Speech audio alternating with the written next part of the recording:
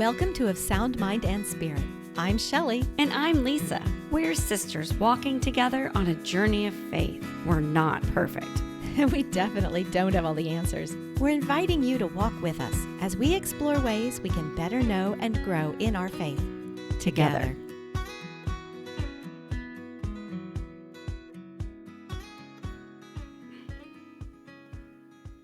Welcome back to another episode from Of Sound Mind and Spirit. Hello, Lisa. Hi, Shelly. So before we get started, I want to point out that this is the episode that is going to be released on Thanksgiving. Yes, it is. Happy Thanksgiving. Happy Thanksgiving. And this is the episode that comes out right before Advent because Thanksgiving is so late this year, 2024, that it's going to be Advent in 3 days. So What should we talk about? Should we do a Thanksgiving episode like we did last year? Or should we move on to Advent? Should we flip a coin? No. You can flip the coin, but we're talking about Advent. Yes. I kind of had a feeling. See my purple? I wore purple for you. Yes, you did. No. Happy Thanksgiving to everyone who's listening to this on Thanksgiving. If you want to hear a great Thanksgiving message, you can go back to our episode 27. Happy Thanksgiving. That was a fun one. That was a fun one. And there's a Spotify playlist for you if you choose to go back and listen to that one. It is. But today we're going to talk about Advent, and it's going to be a little bit different than our Advent episode last year because it's a different year. Mm-hmm. So, Shelly, why don't you tell us what's going on in your Advent journey this year since you love Advent so much? And you really do. I do love Advent. Yes. I really do. And so I was sharing with you before we started that I got an email last week, and it was the parish sending out their Advent calendar. And it was every other day there was something that they were, I'll say inviting, but the way I read it didn't feel like inviting. It felt like, you must do this. You must do this. Hurry, run, don't stop. There's a day of reflection. There's an Advent penance service. There's our Maranatha concert, which I'm reading it, so I will go to that one. I have Edge. They're adding adoration. They're come do this, come do that. Oh, we're doing an Our Lady of Guadalupe for the first time, and you must come see this. It's never before been done at our parish. Yes. And there's a reflection service, and there's a Simbangabee. There's Thank you. Thanks for adding to my list. Yeah. And you know what? It started stressing me out. And you know, normally I am very joyful for Advent. And this year I've been struggling. These last week or so, I've been dealing with some depression. I'll just put it out there. It's not really something that I've talked about or want to talk about because too often, and yes, I'm kind of looking at you a little, Lisa, but when I say stuff like that, people want to fix it. Yeah. Or they want to pep me up or, and I can't be forced with this. So I wouldn't say fix it. People want to help. Yes. And sometimes it's in not something, our family, I'm guilty of it too. I know. Right. It's just instinct to want to help somebody. Yeah. Because it's not normal for me. I mean, not outwardly at least. So it's leading you into a different mood, we'll call it, for Advent this year. Yeah.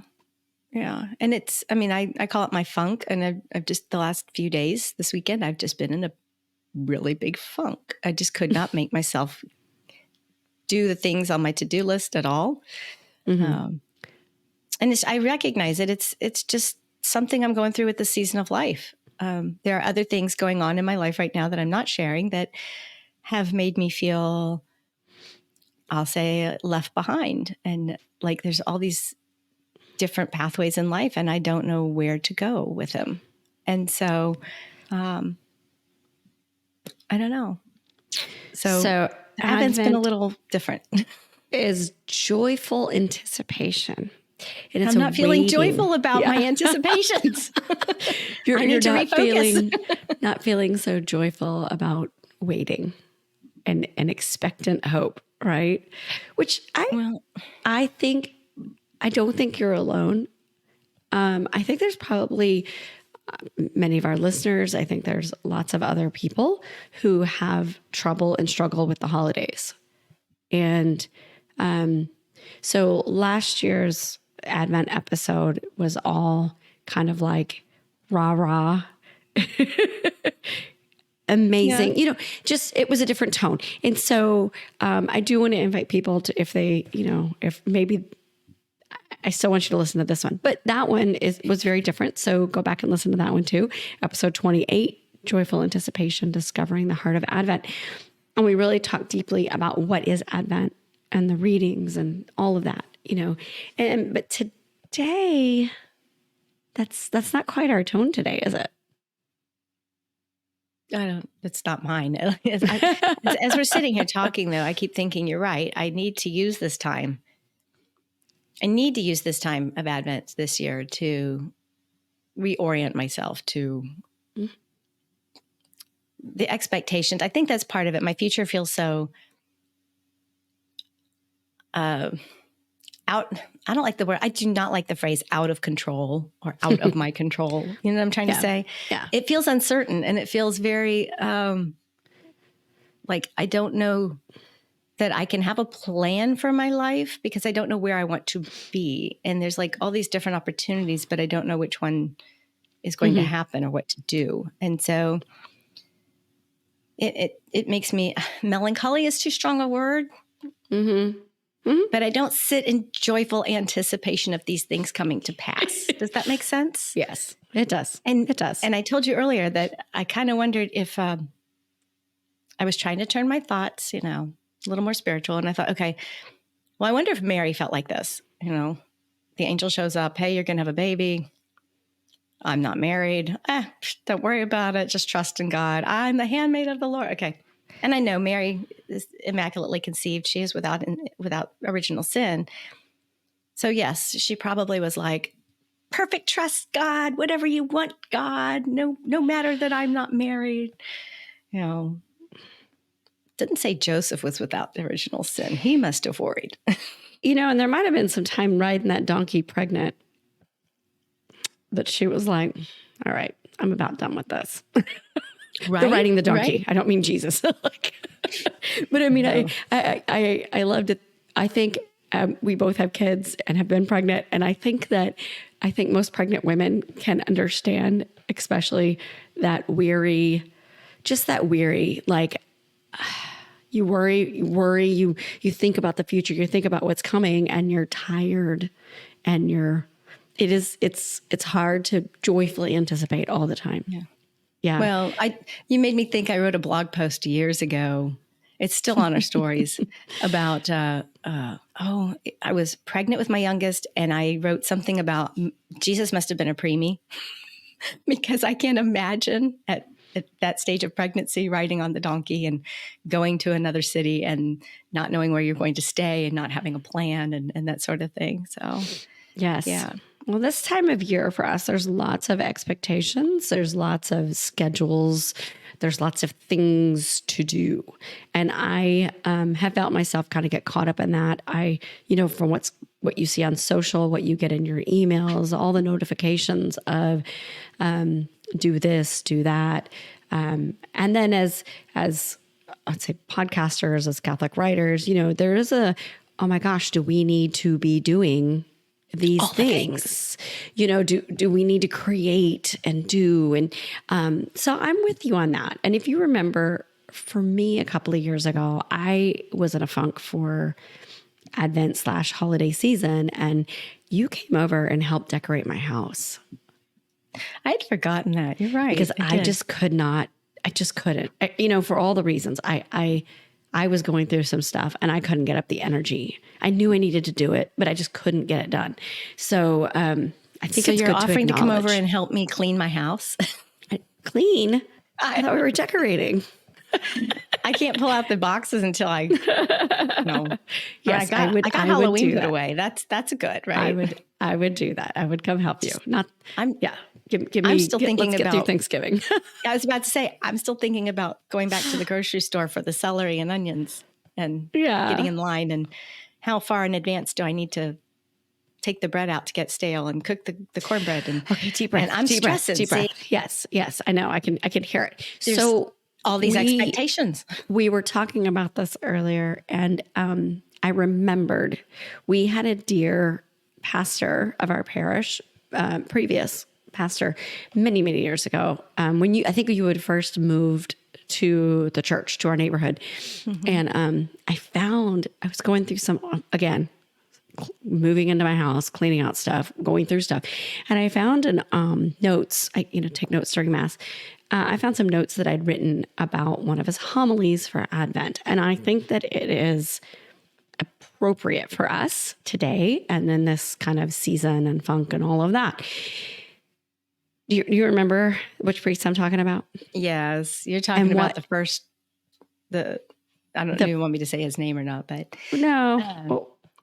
But he's the guy that I remember he always would say, if you don't come to church to get beat up, like you don't come to church to be told of all the sin and all the wrong. You come to church to be recharged and refreshed and renewed, because the world will beat you up. You will beat yourself up. So that's not the point of coming to Mass.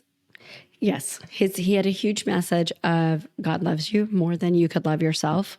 And just about allowing yourself to be loved by God. And so I found these notes, and it was about just letting yourself experience Advent simply. Like, don't give in to all of the pressure and stress and, make yourself crazy. Like, I don't have to create the perfect Christmas for my house guests, or make sure that the peanut brittle gets made, or make sure that, that silly elf is still in the house.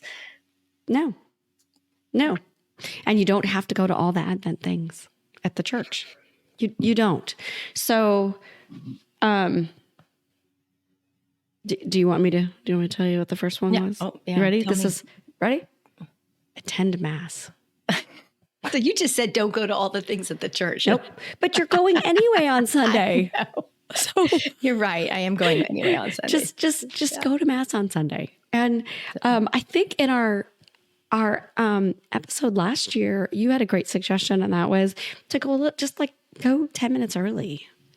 It's true. Or stay in the pew a few minutes later and just pray. I mean, just go and pray and sit and just be with God. Well, you are right. Advent is the one time a year they don't turn the lights off really, really fast after Mass. Don't jump up. Just take it a little more slowly. Get there early and then leave a little bit later. Now, if you find yourself in a position like I am going to try to go to a daily Mass, because I haven't done that in a long time. And I think that this would be a good time for me to try to get in a habit or to experience an extra Mass here and there. So of course you could always do that. But the idea isn't to add if you don't feel it or want it, just. Yeah. There are some weeks I go to a daily Mass, not every day. So, but sometimes I can work it into my schedule. But I have found myself lately filling it in with, I don't have time for that. Oh, yeah. So that, could be contributing to. So maybe it's not something you put on a to-do list. You just, if you feel called to go, like if it pops up for you, then go. Yeah. Don't put the expectation on yourself that it's got to be something you do. And I think that's going to be, I know I said this is a list, 5 things. It's a list, but you'll see it's not a to-do list type of Lisa item. can't do anything without a list, y'all. She has lists. To have I have a list of things we're going to do, but we're not going to do them, but we're going to do them. But yes, but this is a doable list. But this one's doable, but don't check them off. Yeah, I know. Go ahead and do that habit tracker and check them. I know. It's a thing. Do you know, Lisa, that I worked at that office in West Houston for I forget how many years off the top of my head now. That crazy. It was 8 years. 10. Yeah. So I worked at that office for so many years, and it wasn't until the last 2 years that I discovered there was a Catholic church right around the corner, like across the highway and down a couple blocks, where I could go to a daily mass because they started at 12:10 and they were done by 12:40. They did a lunch mass. Yeah. And you had time. It was like a businessman special. So I could not go daily. I mean, I couldn't even go weekly, but I could start going like to Ash Wednesday, or I could go if I really needed to. And then I discovered they had an adoration chapel that was open at the same time. And so you could go like, oh, I've got to run an errand and pick something up from Office Depot or whatever coffee shop. And, I just happened to drive by this church for 10 minutes, 10 minutes to say, hello, Jesus. So I hadn't thought of that in a long time. That's fine. That's going to go well with number 3. But we're going to go to number 2. Oh, okay. Number 2 is spend time with the Word of God. Again, something that most of us are maybe doing, whether it's reading the mass readings on Sundays before you go, or maybe you're listening to Bible in a Year on a podcast, or you read the scripture readings, mass readings every day, or you get a devotional in your email. Like, there's so many ways that you might already be doing this. So the idea is to do it with the intention to acknowledge that this is how you're spending your Advent. Not just keep doing it because you're doing it, but think about it because of Advent. That's true. Because I know you read the mass readings before you go, not just when you're a lector or proclaimer of the word, but you actually read the mass readings before your Sunday mass. I usually do, yes. I will admit that I lost my November Magnificat and it still hasn't turned up around the house. I don't know where it is, but that's okay. It's I got almost December in the mail 2 days ago. There you go. I've already put it in my purse. Like, I'm not going to lose it this time. So, and I do like to read the readings. You're right. I don't always remember to, but when I do. Started to go back to Hallow. We talked about Hallow in an episode and how I've discovered Hallow, the prayer app. And I listen to the daily readings with a reflection almost every day. In the morning. Did you do the one with Jeff Cavins? Yes, the one with Jeff Cavins. He's good. Yes. Yeah. And I listen to it almost every day while I'm getting up and getting ready in the morning, or drinking my coffee, or, just puttering on. I just said puttering. Yes, you did. How old am I? Do you want me to answer that? Granny used to say that, didn't she? Puttering around the house. So, okay. Yes. All right. Do you want me to tell you what number 3 is then? How are you doing so far? Are these causing you anxiety? I'm good, but I wanted to show you that my small group gave me, and this is starting to feel like another to-do list thing. But yeah. I got my new Advent journal. Yes. This one is the Rejoice by Ascension Press by Father Mark Toops. And I love these. I have done one or two of these in the past. But this year I'm debating whether I'm even going to crack it open. Isn't that terrible? So no, it's not terrible. Maybe I will feel like it. But again, it used to be just a book. And now I'm looking at it. It's like there's a community online. There's videos that you can watch. There's family resources. There's daily meditation. I'm like, can I just read the reflection and sit with it and write my stuff? Okay, you ready? I'm going to tell you number 3, and it's going to answer your question. You ready? Okay, tell me number 3. Make space in your day to breathe. So the answer to that question is no, you don't have to do it. But I paid for the book already. It will be applicable in 3 years with the readings again. Good point. I won't have to pay for it in 3 years. But just to, like we talked about, rest. Just give yourself space to rest. And something else that our previous pastor used to say is watch for God moving in your life. Like, that rest gives him space for you to see him moving. And he said it, moving in your life and acting in your life. And that is something that you can put that on your to-do list. But it's something that we know we need to do, but we don't always remember to do because we're so busy running around doing everything else. And so just giving yourself that time to take a deep breath. Yeah. Remember we went to that, was it like a parish conference? The Archdiocesan Conference a couple of weeks Yeah. ago. Yeah. Was it like a month? Was it just a few weeks ago? It feels like it was a month or two ago. But, oh, well. We heard the auxiliary bishop talk about that, about rest, and how he said, do you know why? Did we already talk about this on the podcast? I don't think so, Bishop Idolo. Yeah, I don't think so. He said, do you know why God rested on the seventh day? Because God is God and he is outside of time. God does not need to rest after 6 days of creation, but he rested purposefully because it's a human action. And it's something that as human beings, we can do to be like God. And so when we do rest, we imitate God. We do what he told us to do. And I know you probably don't remember this, but I do remember the blue laws. I am old enough to remember when things weren't open on Sundays, like not banks, but the grocery stores were not open. The department stores were not open. You couldn't go shopping on Sundays. Because Mom used to send me to get a gallon of milk. I think the only things now in Texas that aren't open on Sundays are liquor stores and car dealers. I think but you can still buy wine at the grocery store afternoon. Yeah. You can still buy beer and wine at grocery stores, but liquor is a no-go. So, we used to have a much stronger community aspect of rest. And Sunday was a day. But I see you thinking.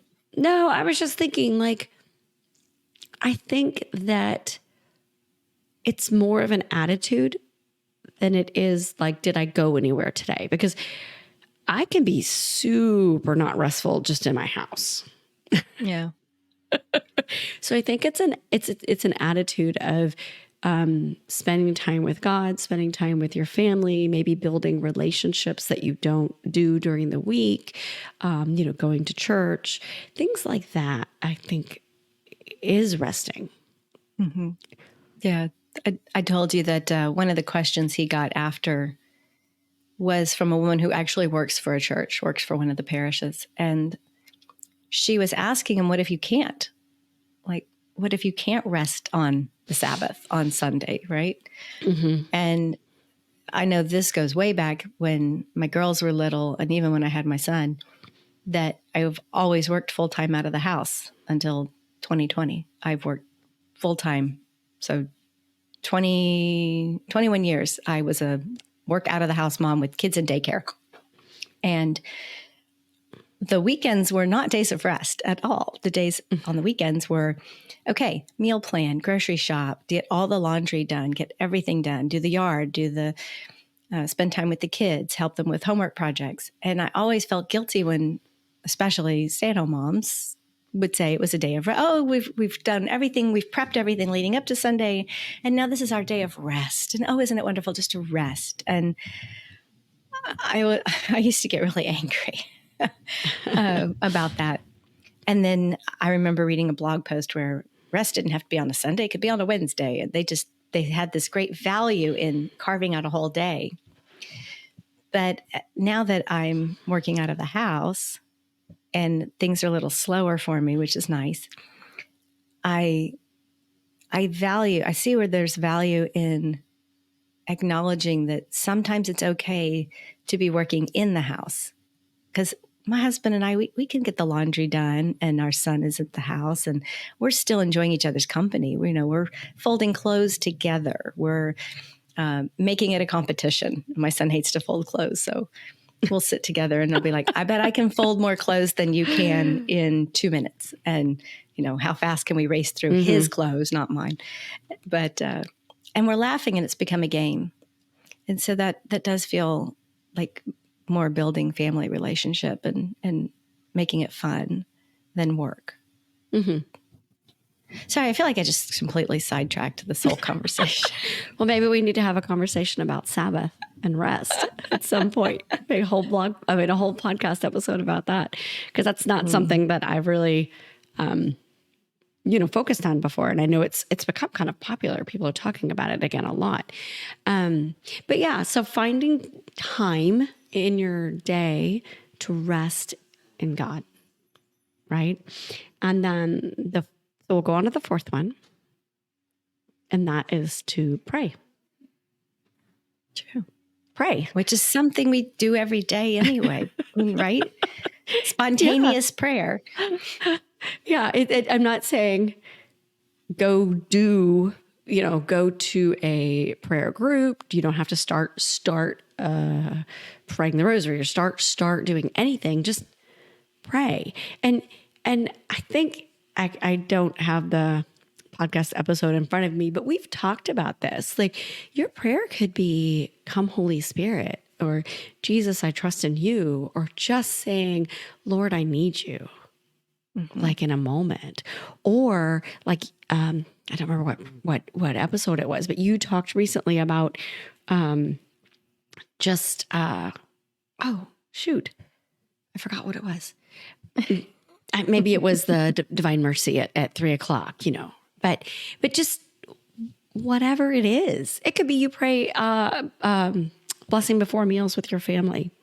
Yeah. And like with my family, we don't just say the blessing before meals. We also use that time for spontaneous prayer and prayer intentions, which sometimes then the food gets a little cold, but it's a time when we're all together. And so we do take that opportunity to pray. I think the only time we've done that is Thanksgiving. Oh, yeah. Yeah, because when we think about it growing up, and I think we talked about this one in one of the family traditions, holiday traditions episodes, but going around the big table with Dad and all the Henley family was, "I'm thankful for this, I'm thankful for that." And and then I think one year we ended it with an Our Father. And that's when I realized that there's people who aren't Catholic add on a whole little phrase. Yeah. Because we stopped praying. We were like, "Lead us not into evil." And we were like, "Amen." And they were like, "For thine is the kingdom." Yeah. That was funny.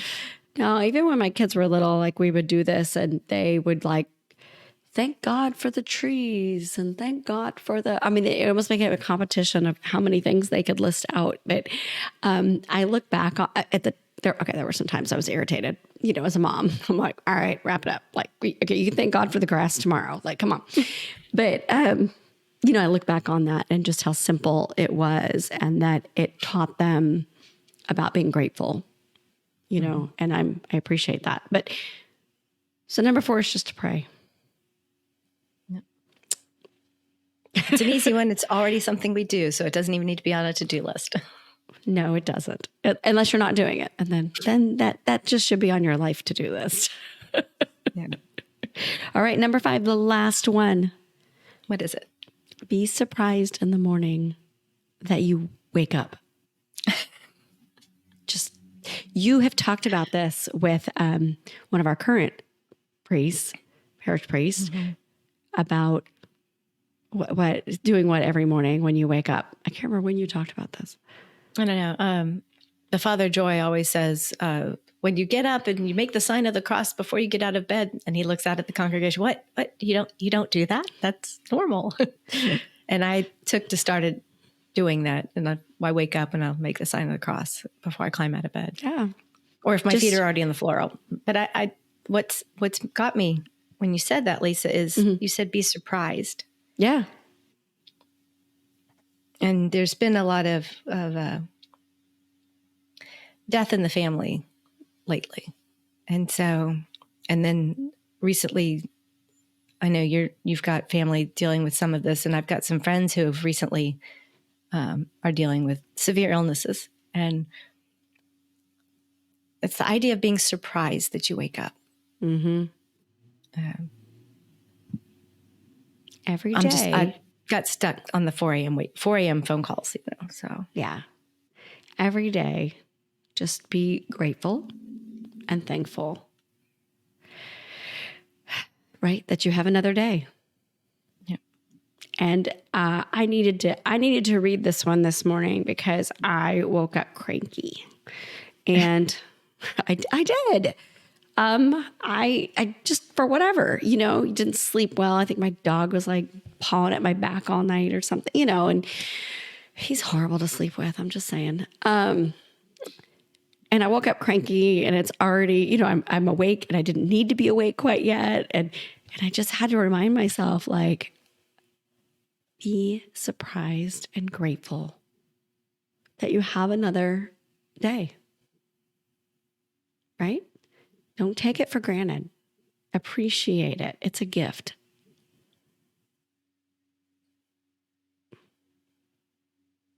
Sorry, this is not appropriate, but the line that just went through my head is, and don't screw it up. God will always love you. He will always love you. Yeah. You are going to, you know what? You are going to screw it up. So best get it done. Best get it done before 8 a.m., right? So that the rest of the day is okay. Right. I just hopefully not in big ways. You're not waiting to anticipate if you're going to screw it up. Right. Exactly. just quit giving yourself a hard time. Quit giving yourself a hard time. I think, to me, that's the message of Advent this year. This whole joyful anticipation, this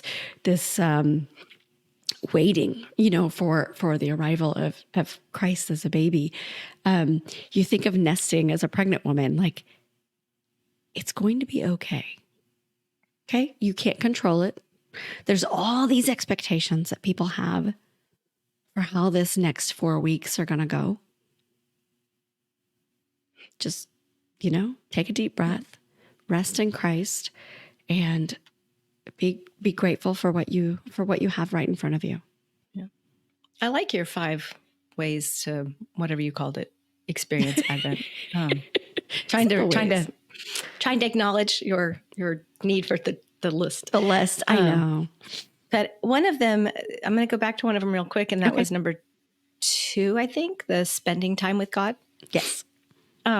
Because you're right, I have read the readings for this coming first Sunday in Advent. And there is a little bit of, I'll say, soothing for it. But the first Sunday, we're talking about Christ's return, not little baby Jesus, but the second coming, right? We've been in the book of Revelations all last week. And, for Christ the King that we just had, the big end of our liturgical year. Too churchy. You're giving me that look. Okay. Oh, no. Sorry, I was actually looking out the window because my dog was chasing a squirrel. But go ahead. Oh. Okay, we need a hand code for, that's not you, that's the dog. I know. Sorry. I was like, was he going to catch it? Okay, good. Christ the King, end of the liturgical year. Go. Okay, so this first Sunday, the readings are about watching for signs. And there's a great line, and I remember this one especially from Matthew Kelly. Do not let your hearts become drowsy. But what I wrote down in my journal was, the days are coming, and they say, beware, be vigilant, and pray for strength. I love that. And then I love that, especially what we've talked about today. Strengthen your hearts. Yeah. So it's almost like the readings for this Sunday were there to kind of counteract what you said you've been experiencing. Stop What? it. Well, maybe Advent knows that some of us are entering the season with a heavy heart. And it's telling us, I know the whole rest of that one is about carousing and drink, but it also says, don't become drowsy from the anxieties of daily life. So, which that really speaks to me. Yeah. Because daily life is full of ups and downs and chaos and expectations and, stuff. So dear listener, we invite you to be vigilant, and we ask you to pray for strength. Strengthen your hearts. And you can tuck us in there too, if you don't mind. Just, those 2 crazy sisters that I listen to. Give them some strength. Yeah. Get through Advent. And go easy on yourself. Yeah. Go easy on yourself this Advent. Just, like we said, rest in God and pray. That's all I got today. I think that's good. Okay. Thank you for listening. And I'm going to ask for a Christmas present from you, dear listener, not from Shelly. Shelly's like, what? From me? No. Christmas present from the dear listeners. If you have a moment and if you're so inclined, we would love a review on wherever you're listening to us or watching us, whether it's YouTube, Spotify, Apple Podcasts, whatever. We would love a review. It would help other people discover us, and it would be just a great gift this end of this year to kind of help us keep going in the new year. Yeah, you haven't asked for a review in a long time, Lisa. I haven't. No, I really... I didn't know where you were going at first. I was like, a gift? What? A gift? What do you want? Yeah, Lisa's love language is words of affirmation. So that is true. That is actually true. I'm surprised you know that. It is actually true. How do you think I've been getting along with you for the last... That's right. That's right. Mine is words. My husband knows that. Mm-hmm. All right, Shelly. Again, happy Thanksgiving. And we wish everyone a joyful, calm, peaceful Advent. Mm-hmm. Yep. And happy holidays. And if you're driving, pack your patience. And listen to us again. Find another episode. Next week with, we have a guest next week. So. Oh, I've been looking forward to releasing this one. Yes. Yeah. So we look forward to you coming back and hearing some really good stuff from our guest. All right. Thanks. Bye-bye. Bye, y'all.